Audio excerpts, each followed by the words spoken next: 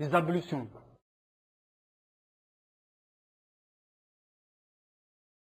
La prière, la circonvallation autour de la maison sacrée, la Kaaba, toucher le Saint-Coran, des adorations qui ne sont correctes qu'en état d'impureté. Les ablutions sont définies par l'utilisation de l'eau en lavant des membres bien précis dans un ordre défini. Allah dit dans un verset, « Ô les croyants, lorsque vous vous levez pour la salate, lavez vos visages et vos mains jusqu'aux coudes, passez les mains mouillées sur vos têtes et lavez-vous les pieds jusqu'aux chevilles. » Le prophète, paix et salutations sur lui, a dit à la femme qui était en état de menstru, « Ne tourne pas autour de la Kaaba jusqu'à ce que tu sois pur. »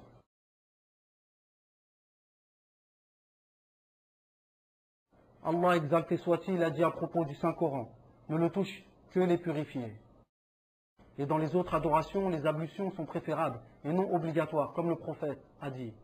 Et il ne préserve les ablutions qu'un croyant. Et renouveler les ablutions pour la prière est un acte encore plus recommandé, même si on est déjà en état d'ablution.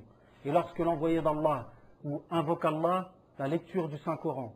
Et avant de dormir, il est également préférable pour celui qui est en état de grandes impuretés de faire les petites ablutions avant de faire le bain rituel. Et celui qui a porté la mort lors du cortège funèbre, et en tout instant, il est préférable de faire les ablutions, même si la personne ne désire pas accomplir la prière. Faire les ablutions est une cause de recevoir l'amour d'Allah. C'est un signe qui différencie la communauté de Mohammed, paix et salutations sur lui, des autres communautés. Sa communauté viendra le jour du jugement dernier, marquée des pieds et des fronts de la marque des ablutions. Comme dans le hadith suivant, certes, ma communauté viendra le jour du jugement, marquée des pieds et des fronts de la marque des ablutions, alors que celui qui peut allonger sa marque sur son front, qu'il le fasse. Les ablutions expient les péchés et les fautes, comme dans la parole du prophète, paix et salutations sur lui. Celui qui fait ses ablutions parfaitement, alors ses péchés sortiront de son corps jusqu'à sortir d'en dessous de ses ongles.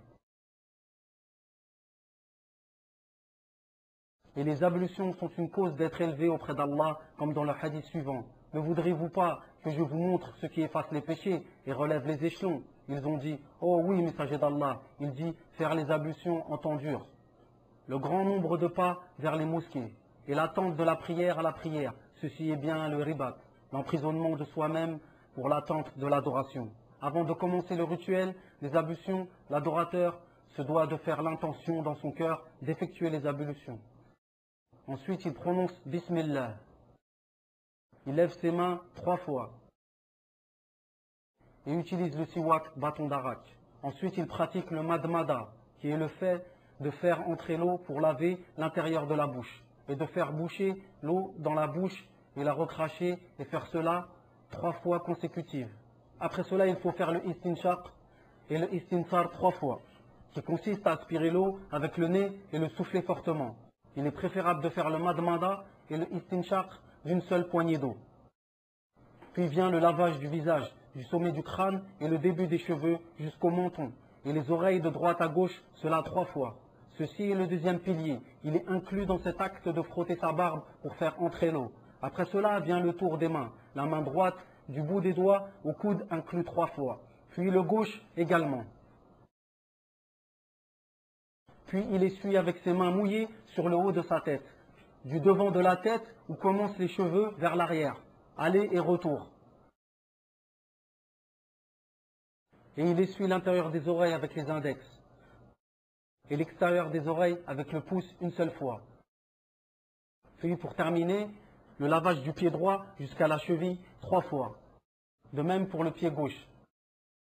Tout cela doit être effectué dans cet ordre et que cela soit suivi sans coupure jusqu'à ce que les membres sèchent. Les ablutions doivent être effectuées avec une eau pure. Et que l'eau touche directement la peau, qu'il n'y ait ni peinture sur la peau ou vernis sur les doigts ou ongles ou autre huile corporelle. Il est fortement recommandé de laver chaque membre 3 fois, sauf l'essuyage sur la tête et les oreilles qui ne sont qu'une seule fois. Il est également fortement recommandé de commencer par la droite et de laver les avant-bras plus loin que les coudes et les pieds plus loin que les chevilles. Il est également recommandé de frotter la barbe pour faire entrer l'eau et de frotter entre les doigts et les orteils et de frictionner et frotter la peau car asperger n'est pas suffisant. Et le fait de ne pas gaspiller l'eau est une sunna préférable. Le prophète, paix et salutations sur lui, a dit, certes, il se trouvera dans cette communauté un groupe de gens qui excèdent dans l'eau purifiante. c'est-à-dire qu'ils abusent dans l'utilisation de l'eau, des ablutions et gaspillent. Après avoir accompli les ablutions, la sunna est de dire les invocations suivantes qui ont été rapportées par le prophète, paix et salutations sur lui. J'atteste qu'il n'y a de divinité digne d'être adorée si ce n'est Allah, seul, sans associé. Et j'atteste que Mohammed est son esclave et son messager. Et l'invocation suivante, ô Allah, fais que je sois parmi ceux qui se repentissent et fais que je sois parmi ceux qui se purifient. Et l'invocation suivante, gloire à toi, ô Allah, et louange à toi, j'atteste qu'il n'y a aucune divinité digne d'être adorée si ce n'est toi, et je te demande pardon et je m'en repentis à toi. Il est également fortement recommandé d'accomplir 2 unités de prière après chaque ablution, comme dans le hadith. Celui qui fait les ablutions, comme je les ai faites, puis se dresse debout et se prosterne 2 prosternations, sans qu'il ne se parle à soi-même, alors il lui sera pardonné tout ce qu'il aura fait comme péché auparavant. Et les ablutions ont des annulatifs qui ont été cités dans les livres des savants de la jurisprudence. Le premier annulatif est la sortie de toute chose par l'un des organes génitals, comme tel l'urine ou les selles ou le gaz. Dit le prophète, paix et salutations sur lui, a dit, Allah n'acceptera point la prière de quiconque d'entre vous qui devient impur, jusqu'à ce qu'il effectue ses ablutions. Parmi les autres annulatifs, le sommeil profond et tout ce qui lui ressemble, tel que le coma ou l'anesthésie totale. Et manger de la viande de chameau est parmi les annulatifs des ablutions, comme dans le hadith de Jabir ibn Samura. Alors qu'un homme a questionné le prophète, paix et salutations sur lui, en disant « Dois-je faire les ablutions après avoir mangé de la viande de chameau ?» Il dit oui. Parmi les autres annulatifs, le fait de toucher son sexe avec la main sans intermédiaire, directement de peau à peau. Cela a été rapporté dans le hadith de Busra bin Safwan, qui a entendu le messager d'Allah, paix et salutations sur lui, dire « Celui qui touche son sexe, qu'il fasse ses ablutions. » Les ablutions sont un sujet très vaste en islam. Les comportements à adopter sont nombreux. Parmi ces comportements, si le musulman, se levant d'un sommeil profond, désire accomplir ses ablutions à partir d'un récipient, qu'il ne prenne l'eau directement du récipient avec sa main sans les avoir lavées 3 fois, comme l'a dit le prophète, paix et salutations sur lui. Quiconque d'entre vous qui se réveille de son sommeil, alors qu'il ne plonge pas sa main dans le récipient avant de l'avoir lavé 3 fois, parce qu'il ne sait pas où elle a été pendant la nuit.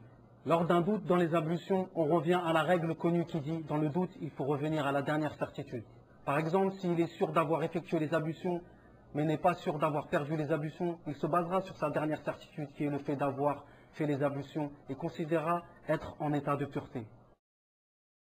Et si le musulman effectue ses ablutions et lave ses membres une seule fois chacun, ou bien 2 fois chacun, ou bien certaines une fois et les autres 2 fois ou 3 fois, alors ses ablutions sont correctes.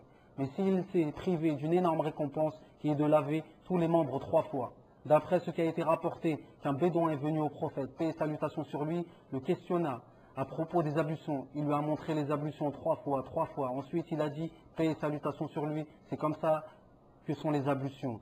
Celui qui fait plus que ceci aura mal agi, outrepassé les limites, aura été injuste. Il se peut qu'une personne prie sans les ablutions par oubli. Il lui est obligatoire de refaire les ablutions et sa prière s'il s'en souvient.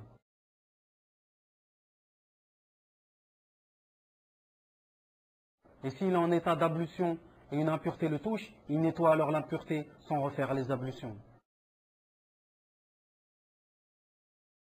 Le musulman doit bien être vigilant à ne pas négliger ses ablutions, comme cela a été rapporté qu'un homme a fait ses ablutions en laissant un endroit de la taille d'un ongle sur son pied. Le prophète, paix et salutations sur lui, l'a vu et lui a dit, retourne et refais bien tes ablutions, et il les a refaites et a prié. Les savants de la jurisprudence ont informé que laver la nuque ne fait pas partie des ablutions. Et si une personne désire essuyer ou laver sa nuque, qu'il le fasse avant ou après les ablutions et non durant. Les savants ont mis en garde sur le fait de faire des invocations non rapportées après chaque membre ou de dire des invocations non rapportées, afin que le musulman soit réellement suiveur du prophète, paix et salutations sur lui, sans ajout ni manquement.